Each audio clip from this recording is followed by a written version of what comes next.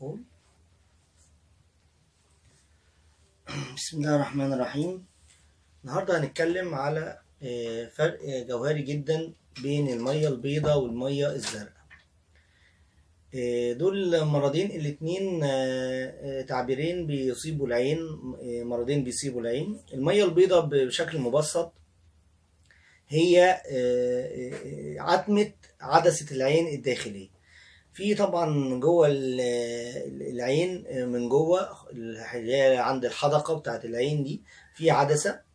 العدسة دي مع كبر السن بتعتم، وبيبقى دي اسمها المية البيضاء. دي علاجها بسيط جدا. المية البيضاء انك بتعمل عملية بسيطة، بتتشال العصر المعتمة، العدسة المعتمة دي بتتشال خالص، وبنحط العدسة جديدة بنفس المقاييس بتاعه، بتبقى متاخده مقاساتها قبل العمليه، وبتتحط العدسه الجديده، وبتبقى ما لم يكون في مشاكل في الشبكيه بتبقى نتائجها ممتازه جدا. اما بقى الميه الزرقاء فدي حاجه تانية خالص. هي عباره عن ارتفاع شديد غير طبيعي بضغط العين.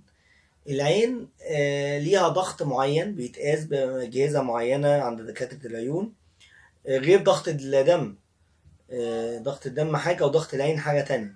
فالمية الزرقاء هو ارتفاع غير طبيعي بضغط العين، وده مع الوقت ممكن يؤدي لو ما اتعالجش او ما اكتشفش لضمور في العصب البصري، وان النظر يروح خالص. ولذلك المية الزرقاء دي تعتبر مرض مزمن، وبتبقى محتاجة احيانا كتير جراحات، وحتى او بقى محتاجة قطرات بتمشي عليها مدى الحياة.